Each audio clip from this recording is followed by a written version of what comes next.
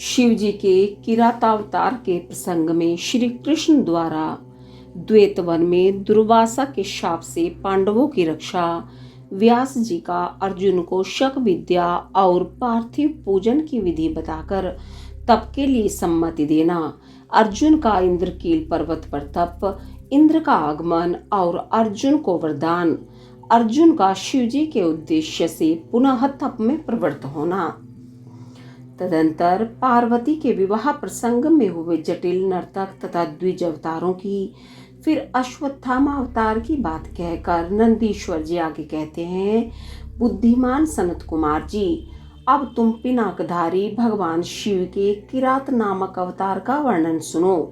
उस अवतार में उन्होंने मूक नामक दैत्य का वध और प्रसन्न होकर अर्जुन को वर प्रदान किया था। जब सुयोधन ने महाबली पांडवों को जुए में जीत लिया, तब वे सती साध्वी द्रौपदी के साथ द्वैत वन में चले आए। वहीं वे पांडव सूर्य द्वारा दी हुई बटलोई का आश्रय लेकर सुखपूर्वक अपना समय बिताने लगे। प्रियवर, उसी समय सुयोधन ने आदर पूर्वक मुनिवर दुर्वासा को छल करने के प्रयोजन से पांडवों के निकट जाने के लिए प्रेरित किया। तब महर्षि दुर्वासा अपने 10,000 शिष्यों के साथ आनंद पूर्वक वहां गए और पांडवों से मनोनुकूल भोजन की याचना की। तब उन सभी पांडवों ने उनकी प्रार्थना स्वीकार करके दुर्वासा आदि तपस्वी मुनियों को स्नान करने के लिए भेजा। मुनीश्वर, इधर अन्नाभाव के कारण वे सभी पांडव बड़े संकट में पड़ गए और मन ही मन प्राण त्याग देने का विचार करने लगे। तब द्रौपदी ने श्री कृष्ण का स्मरण किया। वे तत्काल ही वहां आ पहुंचे और शाक के पत्ते का भोग लगाकर उन सभी तपस्वियों को तृप्त कर दिया। फिर तो महर्षि दुर्वासा अपने शिष्यों को तृप्त हुआ जानकर वहां से चलने लगे। इस प्रकार श्री कृष्ण की कृपा से उस समय पांडव संकट से मुक्त हुए। तदंतर भगवान श्री कृष्ण ने पांडवों को शिव जी की आराधना करने की सम्मति दी। फिर व्यास जी ने भी आकर उन्हें शंकर के समाराधन का आदेश देते हुए कहा, शिव जी के संपूर्ण दुखों का विनाश करने वाले हैं। वे भक्ति करने से थोड़े ही समय में प्रसन्न हो जाते हैं, इसलिए सभी लोगों को शंकर जी की सेवा करनी चाहिए। वे महेश्वर प्रसन्न होने पर भक्तों की सारी अभिलाषाएं पूर्ण कर देते हैं, यहाँ तक कि वे इस लोक में सारा भोग और परलोक में मोक्ष तक दे डालते हैं। यह बिल्कुल निश्चित बात है। इसलिए भुक्ति मुक्ति रूपी फल की कामना वाले मनुष्यों को सदा शंभु की सेवा करनी चाहिए, क्योंकि भगवान शंकर साक्षात परम पुरुष, दुष्टों के संहारक और सत्पुरुषों के आश्रय स्वरूप हैं। अब अर्जुन पहले दृढ़ता पूर्वक शक विद्या का जप करें, तब इंद्र पहले परीक्षा लेंगे, पीछे संतुष्ट हो जाएंगे। प्रसन्न होने पर वे सर्वदा विघ्नों का नाश करते रहेंगे और फिर शिव जी का श्रेष्ठ मंत्र प्रदान करेंगे। नंदीश्वर कहते हैं, मुने, इतना कहकर व्यास जी अर्जुन को बुलाकर उन्हें शक्र विद्या का उपदेश देने को उद्यत हुए। तब तीक्ष्ण बुद्धि अर्जुन ने स्नान करके पूर्व मुख बैठकर उस विद्या को ग्रहण कर लिया। फिर उदार बुद्धि मुनिवर व्यास जी ने अर्जुन को पार्थिव लिंग के पूजन का विधान बतलाकर उनसे कहा।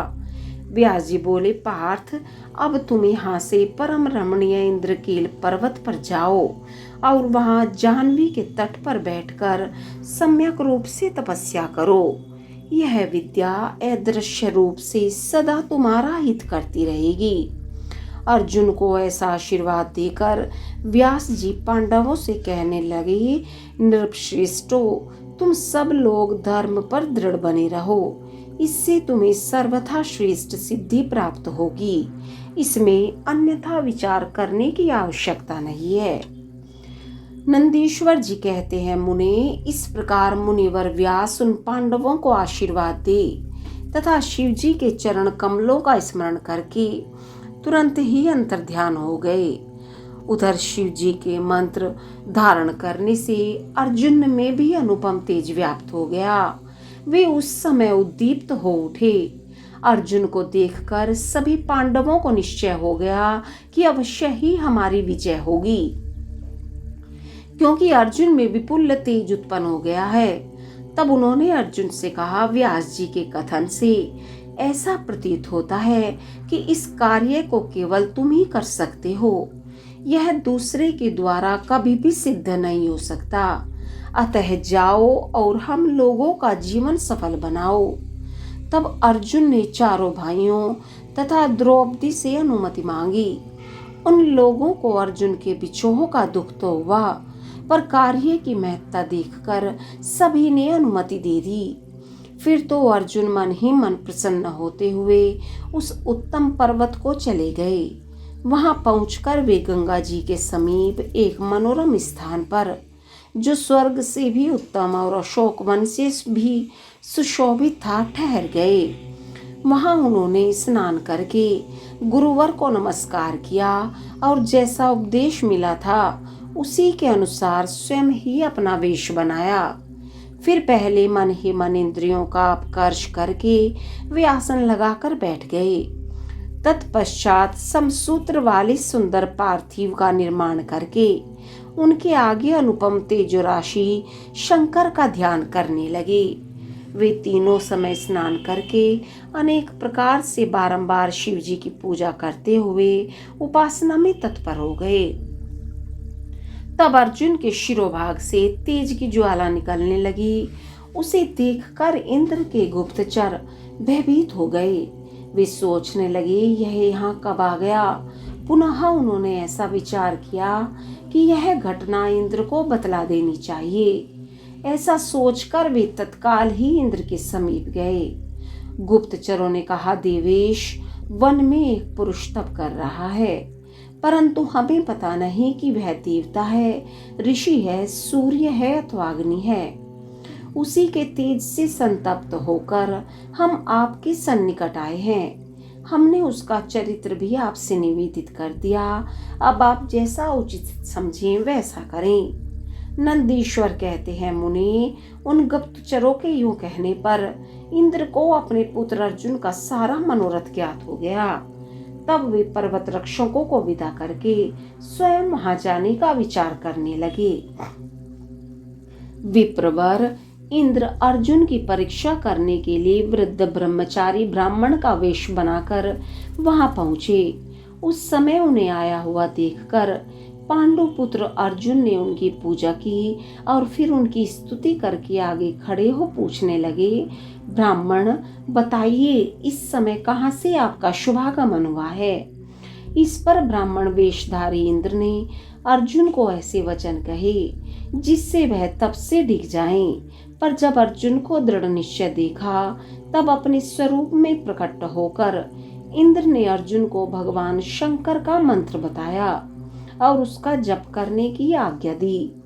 तदंतर अपने अनुचरों को सावधानी के साथ अर्जुन की रक्षा करने का आदेश देकर वे अर्जुन से बोले, भद्र, तुम्हें कभी भी प्रमाद पूर्वक राज्य नहीं करना चाहिए, परंतु यह विद्या तुम्हारे लिए श्रेष्ठकर ही होगी। साधक को सर्वथा धैर्य धारण किए रहना चाहिए। रक्षक तो भगवान शिव हैं ही, वे संपत्तियां और फल दोनों समान रूप से देंगे, इसमें तनिक भी संशय नहीं है। नंदीश्वर जी कहते हैं, मुने, इस प्रकार अर्जुन को वरदान देकर देवराज इंद्र शिव जी के चरण कमलों का स्मरण करते हुए अपने भवन को लौट गए। तब महावीर अर्जुन ने भी सुरेश्वर को प्रणाम किया और फिर वे मन को वश में करके इंद्र के उपदेशानुसार शिव जी के उद्देश्य से तपस्या करने लगे। ओम नमः शिवाय।